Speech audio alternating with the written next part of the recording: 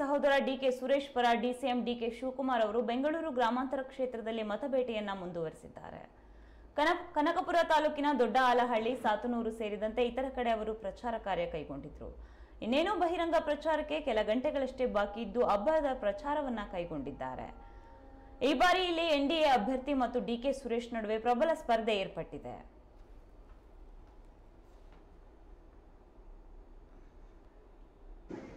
Hello hello, बोलो भारत माता की, कांग्रेस पार्टी की, सोनिया गांधी की, मल्लिकार्जुन खड़गे की बंधुरे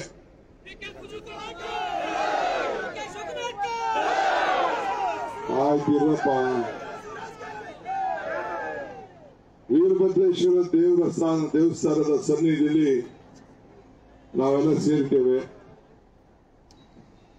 ಭದ್ರಕಾಳಿ ಅಮ್ಮ ಸಮೇತ ವೀರಭದ್ರೇಶ್ವರ ಸ್ವಾಮಿಯ ಜಾತ್ರಾ ಮಹೋತ್ಸವ ಕೂಡ ಮುಗಿದಿದೆ. ಈ ದೇವಸ್ಥಾನವನ್ನ ಹೊಸ ಕಟ್ಟಲಿಕ್ಕೆ ತಾವೆಲ್ಲ ಸಹಕಾರದಿಂದ ಪ್ರಾರಂಭ ಆಗಿದೆ. ನಾನಿಲ್ಲಿ ಬಂದು ಭೂಮಿ ಪೂಜೆ ಮಾಡಿದಾಗ ನಿಮ್ಮ ಆಸ್ತಿ ಬೆಲೆ ಎಲ್ಲ ಡಬಲ್ ಆಯ್ತದೆ.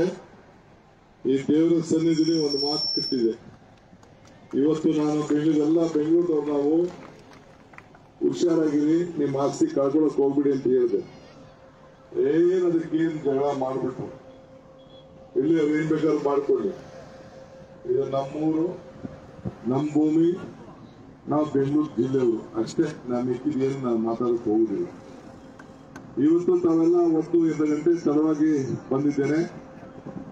ಕಾರಣ ನಮ್ಮ ಬಿಜೆಪಿ MLC ಆಗಿದ್ದಂತ ನಂಜುಂಡಿ ಅವರು ಆಚಾರ್ಯ ಪೈಕಿ ವಿಶ್ವಕರ್ಮದವರು, ಅವ್ರನ್ನ ಇವತ್ತು ಕಾಂಗ್ರೆಸ್ ಪಕ್ಷಕ್ಕೆ ಬರಮಾಡಿಕೊಂಡು ಸೇರಿಸ್ಕೋಬೇಕಾದಂತ ಒಂದು ಕಾರ್ಯಕ್ರಮ ಇತ್ತು. ಅದನ್ನು ಮುಗಿಸಿ ನಿನ್ನೆ ನಮ್ಮ ಇಂದಿರಾ ಗಾಂಧಿ ಮೊಮ್ಮಗಳು ಪ್ರಿಯಾಂಕಾ ಗಾಂಧಿ ಅವರು ಇವತ್ತು ಬೆಂಗಳೂರು ನಗರಕ್ಕೆ ಬಂದಿದ್ರು. ಬೆಂಗಳೂರು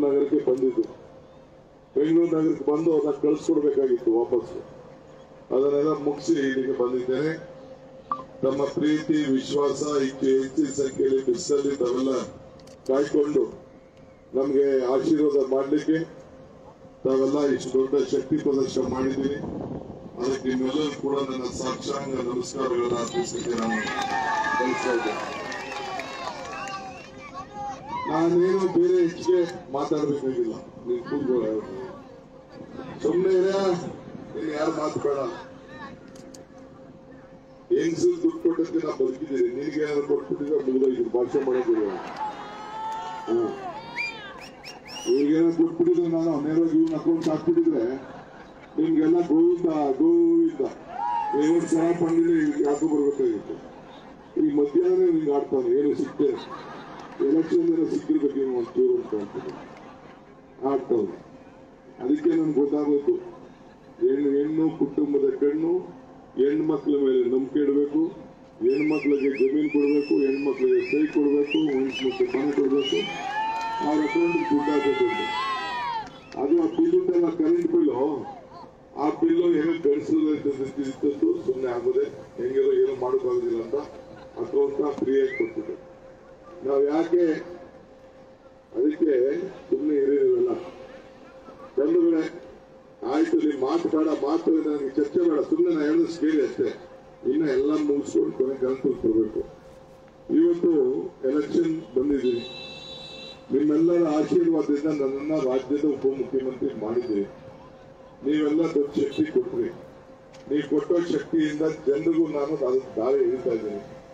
ಜನಕ್ಕೆ ಅನುಕೂಲ ಆಗಲಿ ಅಂತೇಳಿ ಇಡೀ ರಾಜ್ಯ ಪ್ರವಾಸ ಮಾಡ್ತಾ ಇದ್ದೀನಿ.